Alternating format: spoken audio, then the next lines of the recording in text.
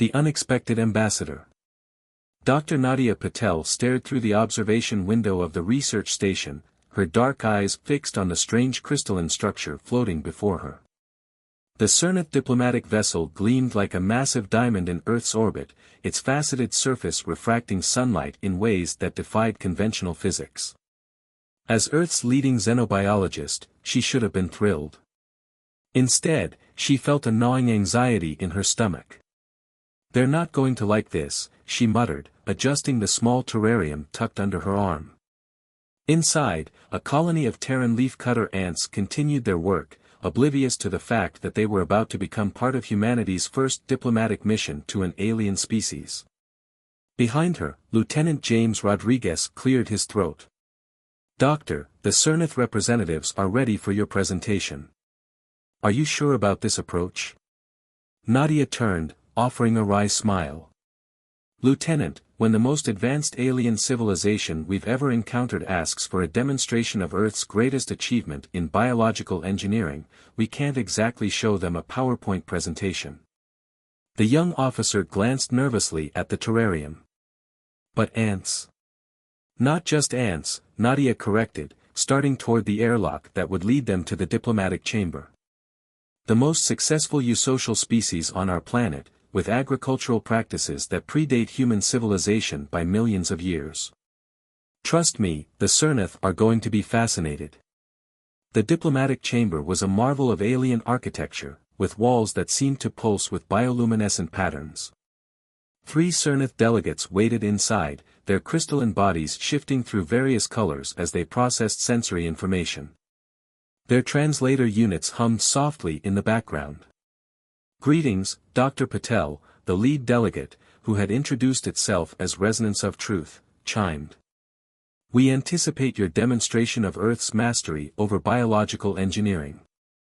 Nadia set the terrarium on the central table, her movements deliberate and confident despite her racing heart. "Honorable delegates, before I begin, I need to correct a misunderstanding.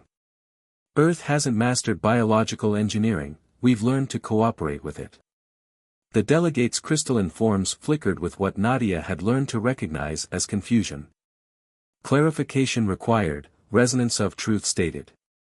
"Your species' ability to adapt to any environment suggested advanced genetic manipulation."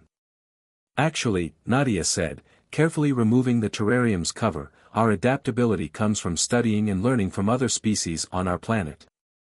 Like these." The ants emerged from their colony entrance, beginning their careful tending of the fungus gardens they maintained. The Cernith delegates moved closer, their bodies pulsing with rapid color changes. "These insects," Nadia continued, "developed sustainable agriculture millions of years before humans thought to plant our first crops. They farm fungus, maintain temperature control in their colonies, and have complex social structures that allow them to solve problems no individual ant could manage alone." "Primitive organisms," another delegate, Harmony in Silence, observed. "Yet you claim they are significant?" Nadia was about to respond and the station's emergency alert system blared to life. Lieutenant Rodriguez's comm unit crackled with urgent messages. "Doctor," he called, his face pale, "we're picking up multiple unknown objects entering the solar system. They're consuming everything in their path." The Cernith delegates' colors shifted to deep, alarming reds. "The Nexus Horde," Resonance of Truth vibrated. "They have followed us here. Your system is in danger." Nadia looked back at her ants, still working diligently despite the chaos erupting around them. A crazy idea began to form in her mind. "Maybe," she said slowly, "that's not entirely a bad thing." "Explain," demanded Resonance of Truth. "You came here looking for advanced biological engineering," Nadia said, her voice growing stronger. "What you're about to get is something better, a lesson in Earth's real strength, our ability to learn from every living thing on our planet, no matter how small."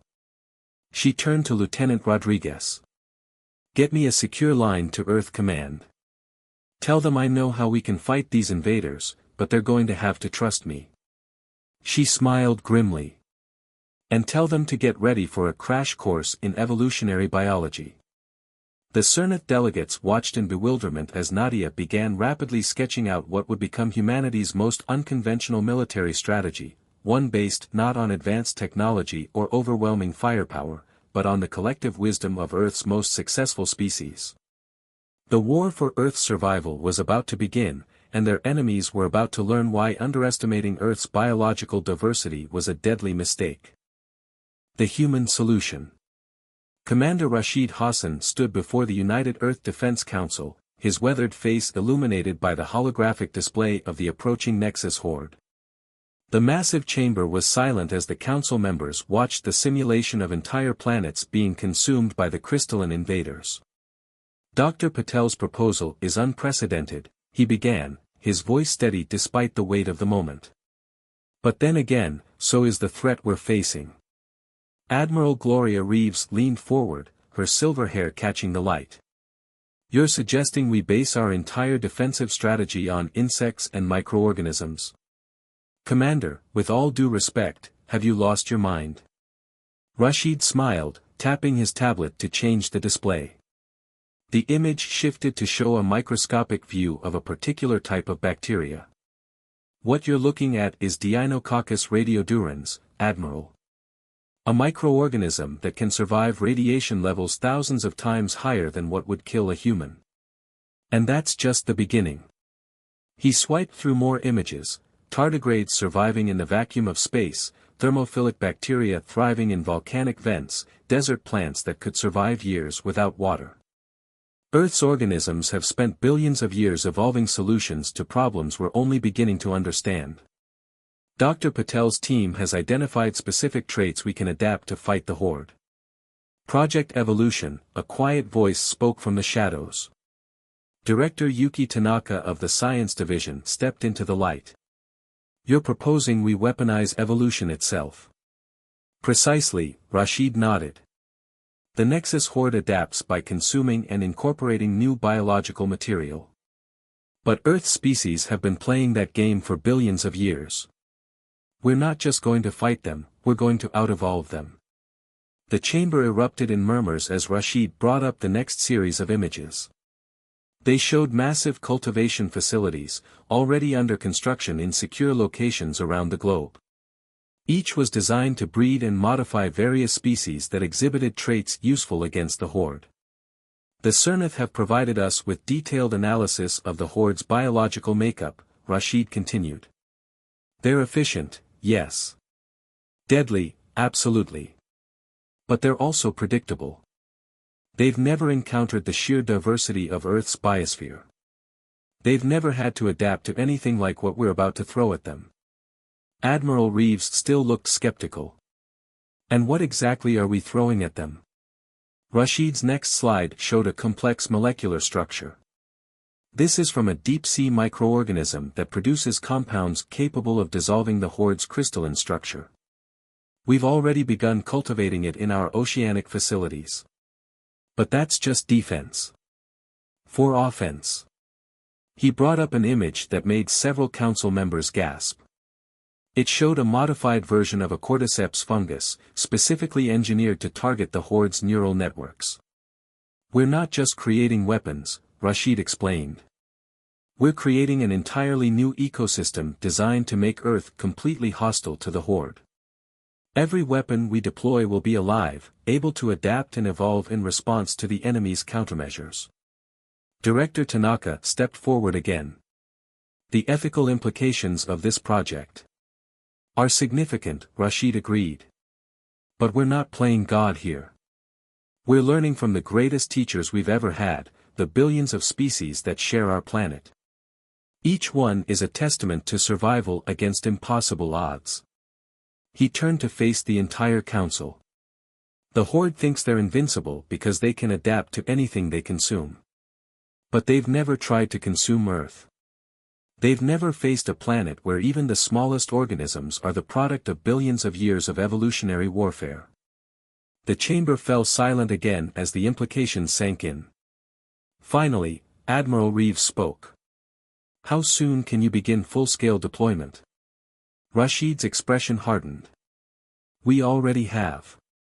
Dr. Patel's teams began seeding the outer solar system with our first wave of modified organisms the moment we detected the horde. By the time they reach Mars, they'll find an environment that's already changing to reject them. The Council's approval was unanimous. As Rashid left the chamber, his tablet pinged with a message from Dr. Patel: first contact with horde elements confirmed. Our microorganisms are performing beyond expectations. Ready to proceed with Phase 2. Rashid typed back a single word: proceed. The real war was about to begin, and Earth's smallest warriors were leading the charge. Nature's warriors. The observation deck of the ESS Galapagos offered a perfect view of humanity's first major battle against the Nexus horde.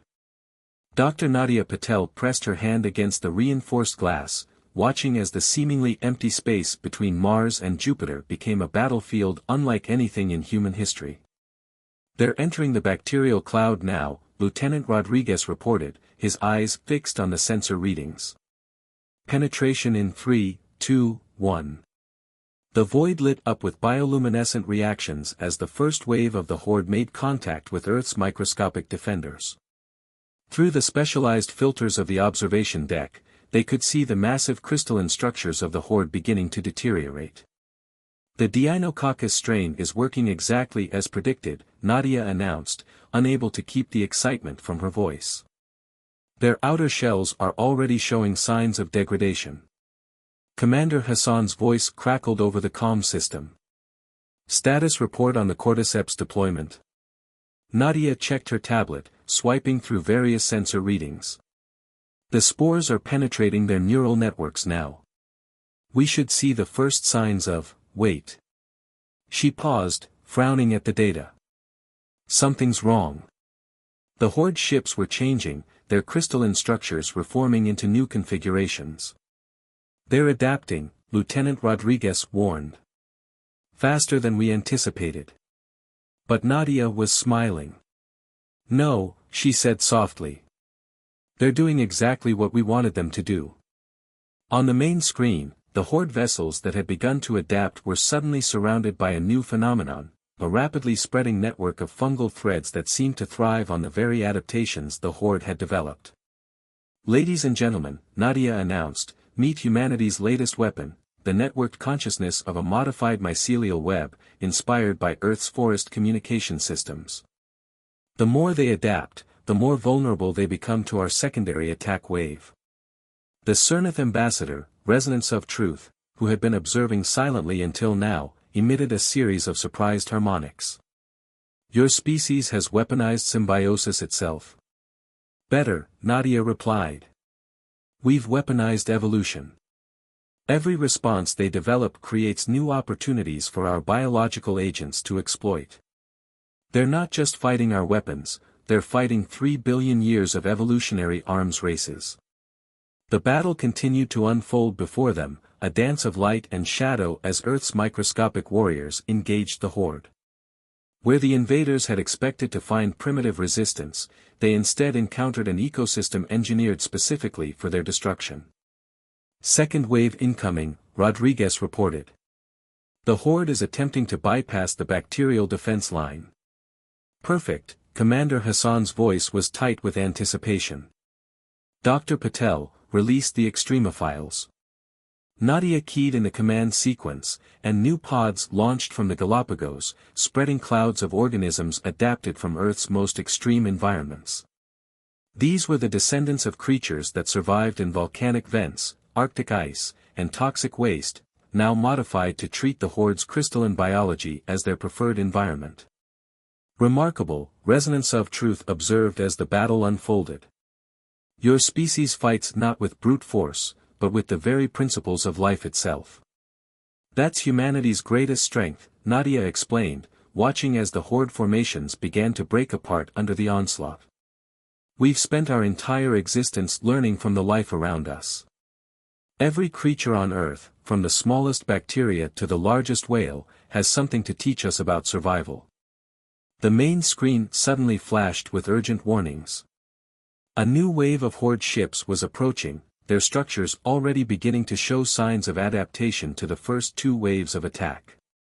They're learning, Rodriguez warned. So are we, Nadia countered, bringing up a new set of deployment protocols.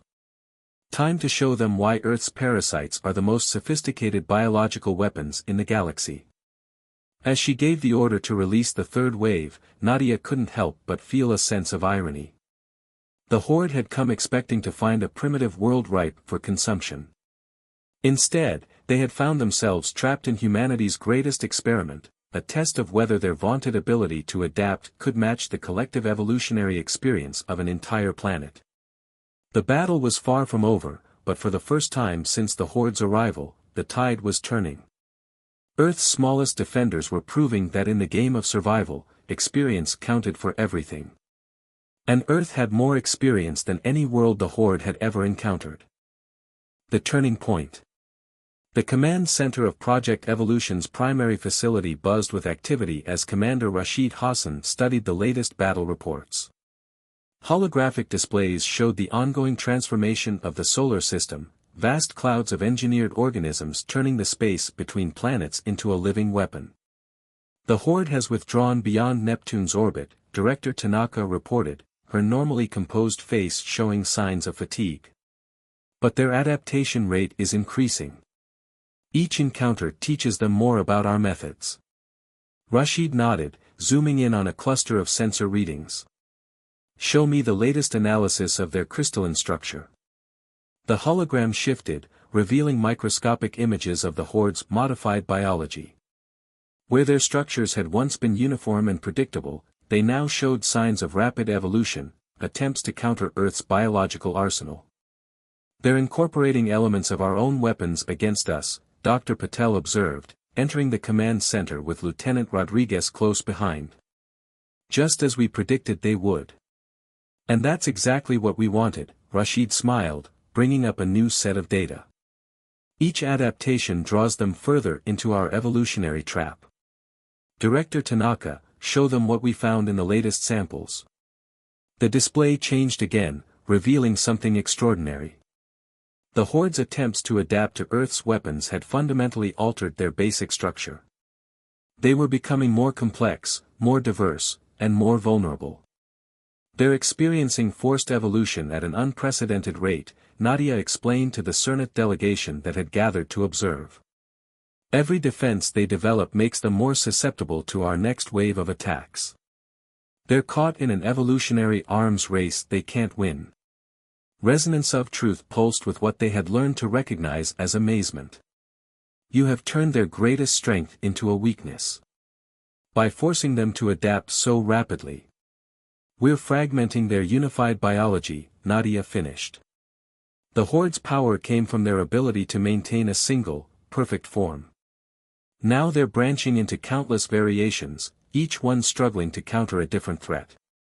Lieutenant Rodriguez brought up tactical displays showing the Horde's dispersed formations.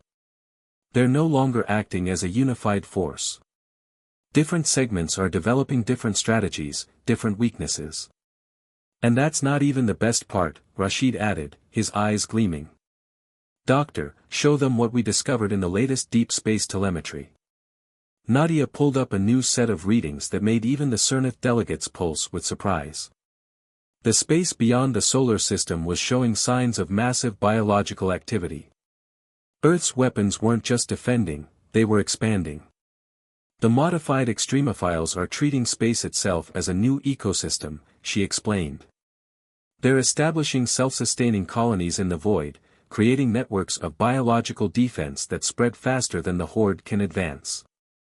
We're not just protecting Earth anymore, we're changing the rules of space warfare itself. Director Tanaka stepped forward, her expression grave. But we've also detected troubling patterns. Some Horde elements are showing signs of intelligence we didn't expect. They're not just adapting physically anymore. They're learning.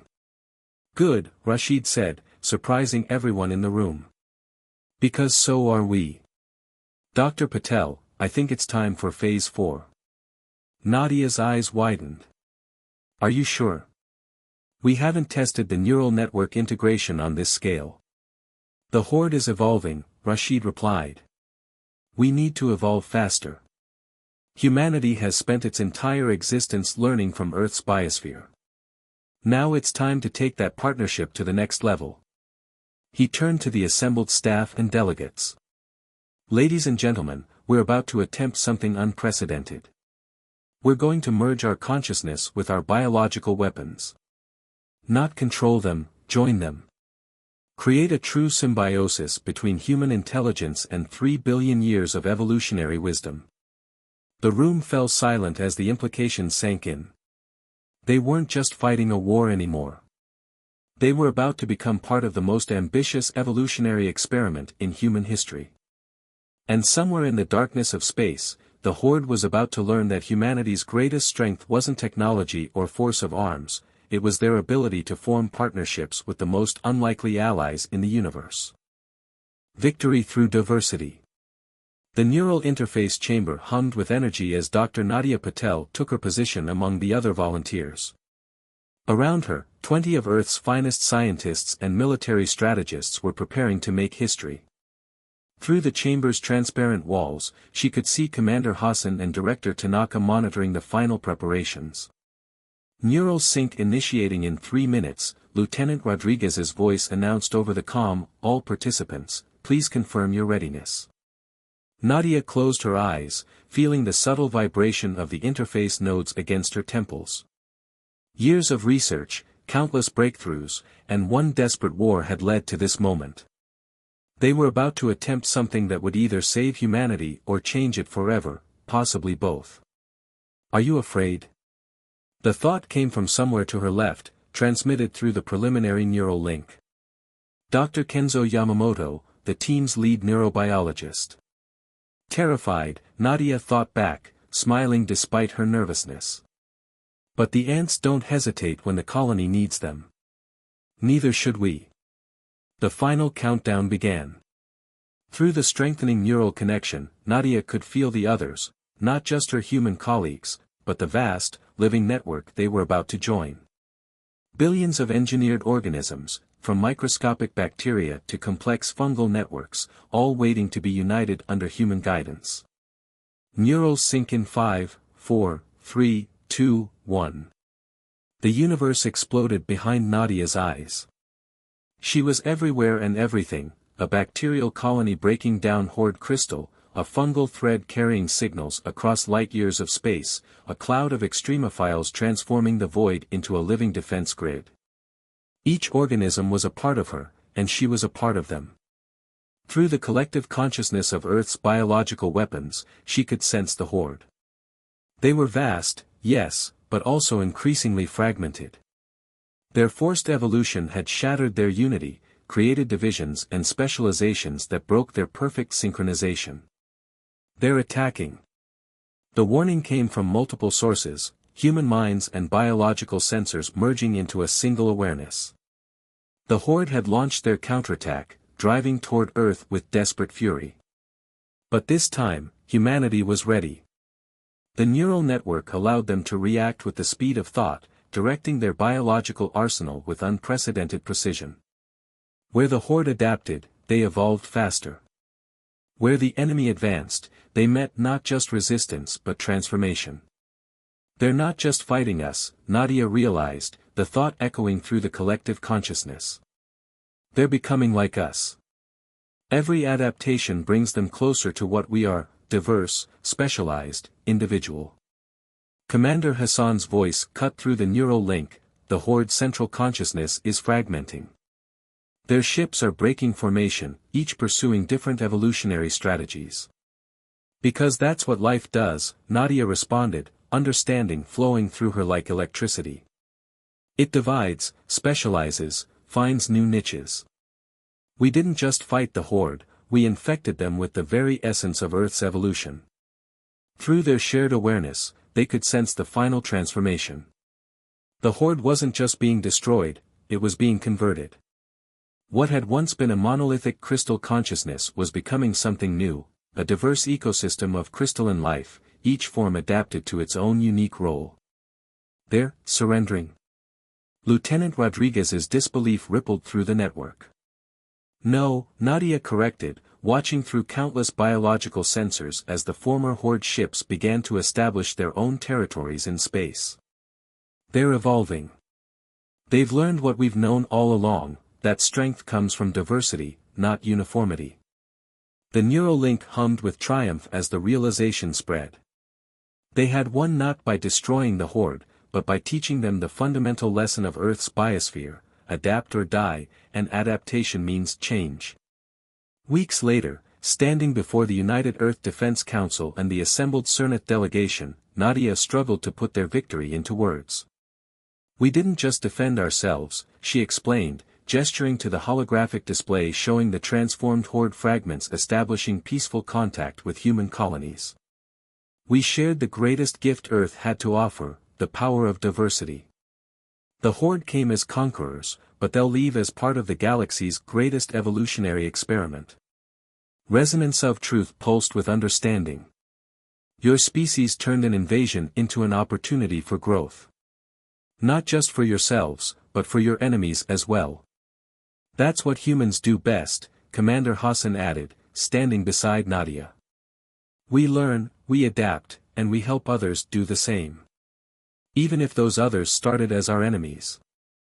As Nadia looked out at the assembled council, she could still feel echoes of the neural link, connecting her to the vast living network humanity had created. The war was over, but their evolution was just beginning. In teaching the Horde about diversity, they had changed the course of galactic history.